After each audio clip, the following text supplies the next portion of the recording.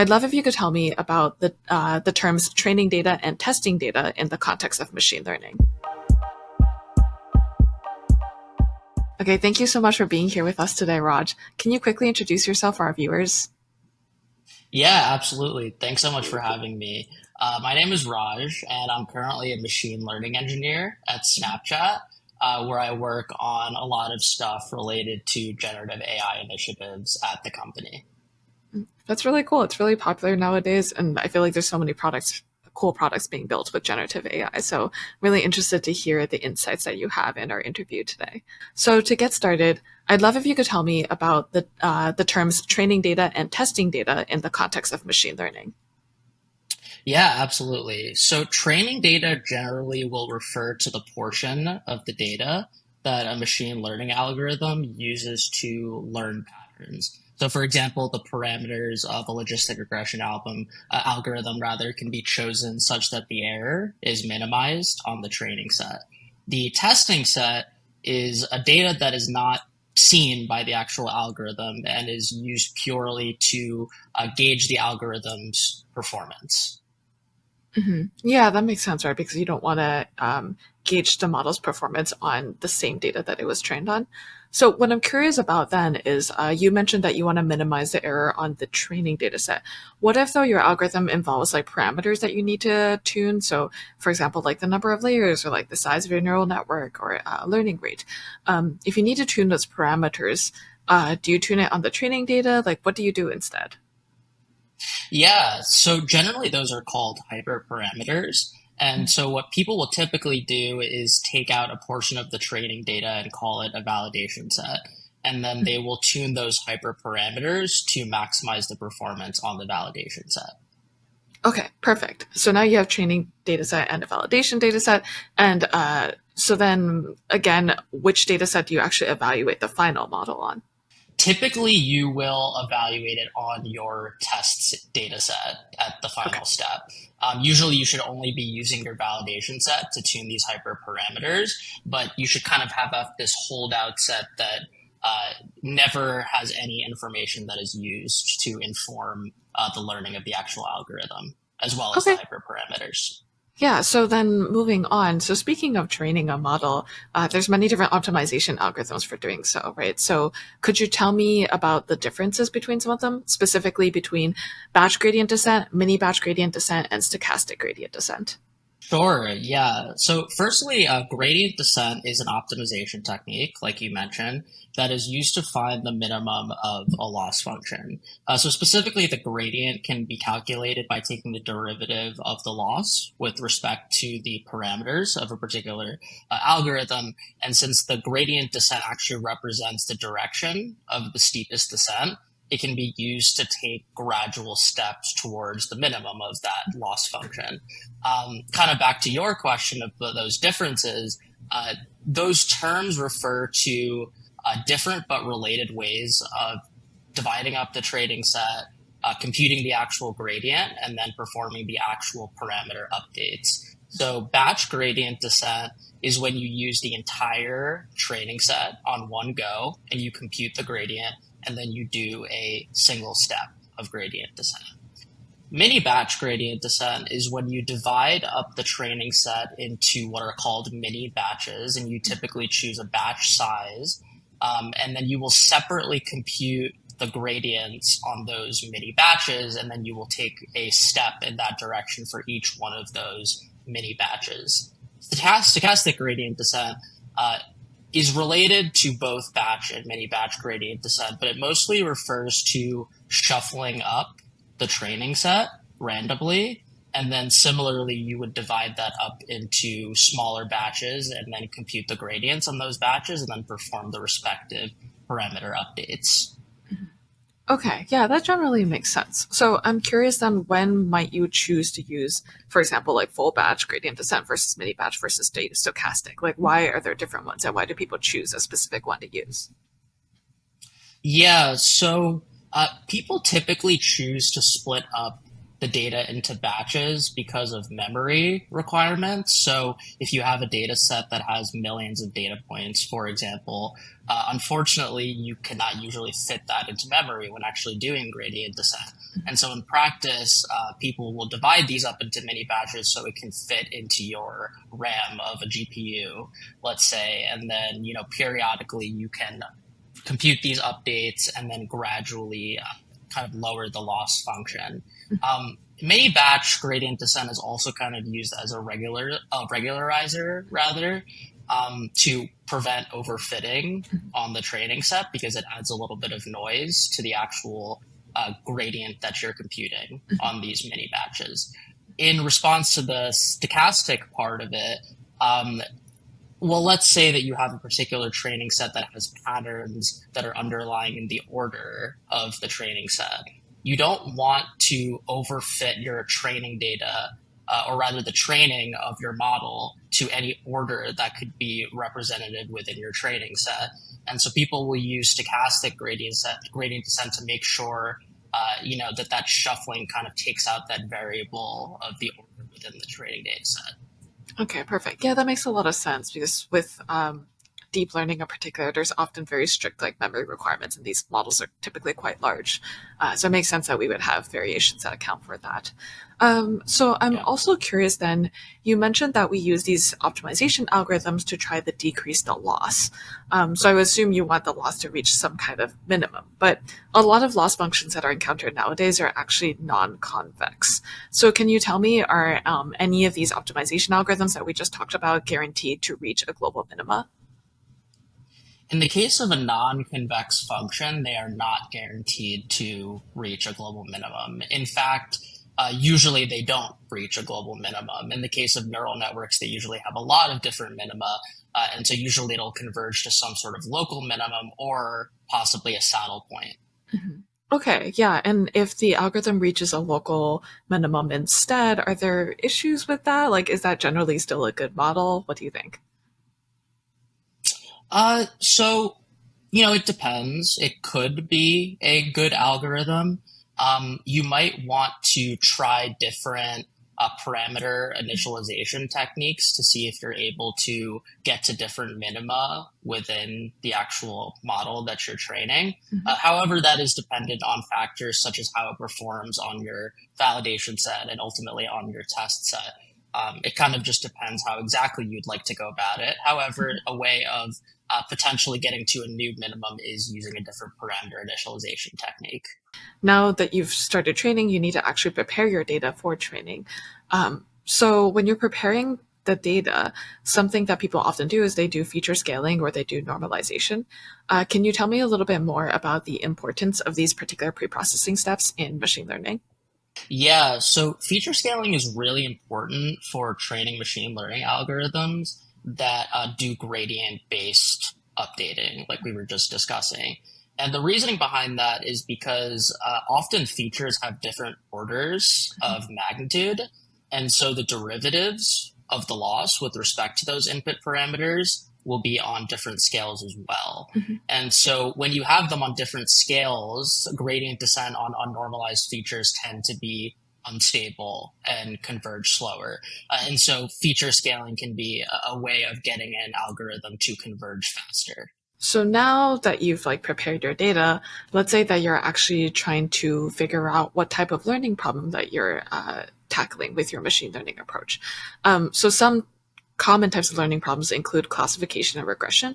Can you tell me a little bit about the differences between those? Yeah, so classification and regression rather refer to the type of outcome predicted by a supervised machine learning algorithm. And so in the case of classification, that will usually predict some sort of category. So in the simplest case, a yes or a no. While as regression will be predicting some sort of numerical or continuous value, for example, a person's height. Mhm. Okay.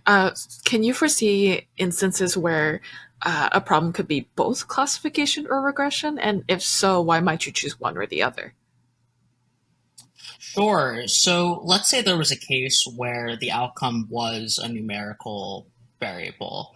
And so, of course, you could use regression to formulate that problem. However, you could also bin the different values into different categories, right? So, for example, in the case of height, maybe you can bin them based on ranges. So you could have one that says low, one that says medium, one that says high, and then you can turn that into a classification problem. And I think the general reasoning is making it easier for the algorithm to distinguish and learn based on the actual patterns underlying in the data. Sometimes, for example, in the case of the height, the scale is kind of all over the place.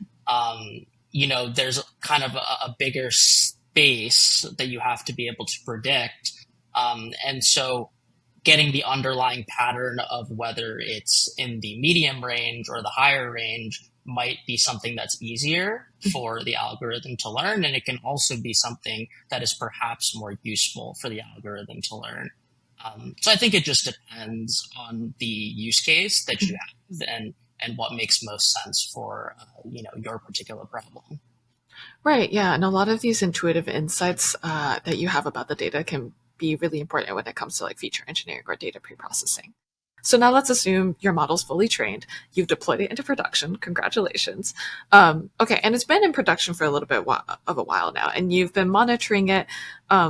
And just like you've been measuring various metrics, how might you be able to tell when it's time to actually refresh the model that's in production?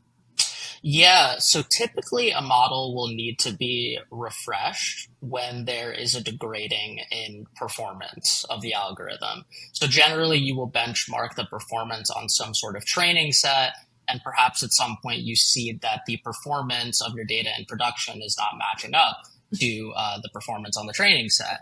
And so some of the ways that you can tell is basically just using some of the metrics that you chose for your initial problem.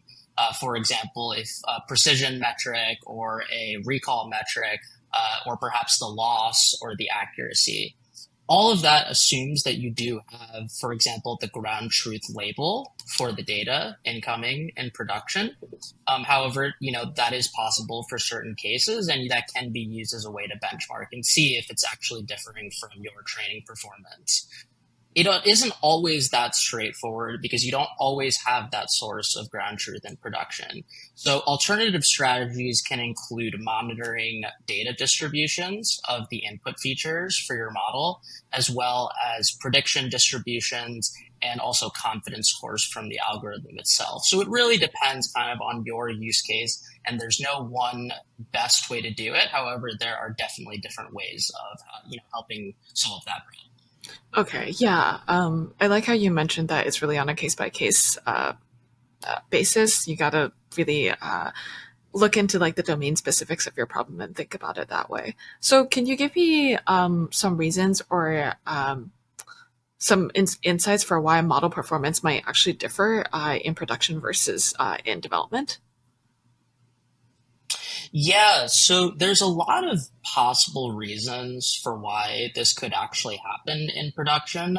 However, I can give one example, which is something called concept drift, which is where the relationship between the input features and the actual outcome variable changes. Another way of thinking about it is that typically a supervised machine learning model is represented by the probability distribution of probability of y given x. So concept drift is when this underlying distribution actually changes. And so all the assumptions when you trained your model don't actually apply anymore. So that can often be a common reason as to why performance isn't matching what you would expect. Okay, perfect. Yeah, because if you trained on one set of data and the new set of data is pretty different, uh, it's very possible for your model to just like not be trained well on that new distribution. During training itself, like there could be a lot of irregularities that happen. So sometimes something known as an exploding gradient, which is when the values of your gradient become really, really large, and can cause training instabilities. Um, can you tell me how you might handle that? Yeah, so like you mentioned, the exploding gradients is really because of back propagation in a neural network, and specifically when there are successive layers in a network uh, for which the gradients need to be computed. And typically those are calculated with the chain rule. And so that involves multiplications of many different gradients. And so one way of handling it is straight up just clipping the gradients at a certain threshold, kind of like a brute force, and just saying that, hey, if it exceeds this value, it's too much, and we don't want to result in unstable training. So that's one way of doing it. You could also use what's become a lot more common in the past few years, which is batch normalization, which is basically using a type of normalization after a particular layer or activation, and then taking the mean and standard deviation based on the batch of examples, and this can help scale the gradients to more reasonable, stable values. That's a second way of doing it. Uh, what people also do is they also change their architecture or choose their architecture to help mitigate these exploding gradients. So you could directly just reduce the number of hidden layers, which will therefore reduce the amount of multiplications that need to happen for the chain rule.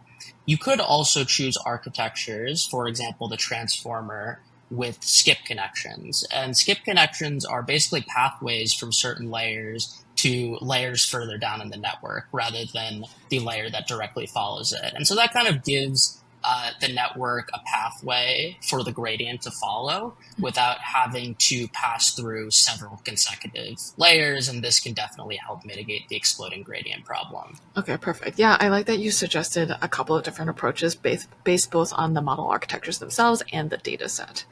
Um, Okay, cool. So I think this is a really great place to pause. Thank you so much for answering all of these questions today. I'm really curious to hear your insights about this, though. Like, if you were the interviewer, how did you feel about this interview? What do you think went well? And is there anything that you think you would have done differently? I think that the interview touched on some really important topics in machine learning. I think that these are all relevant topics. For example, the exploding gradient is extremely common in training neural networks, and neural networks have obviously become super common in AI. They're very widely used. So I really liked that.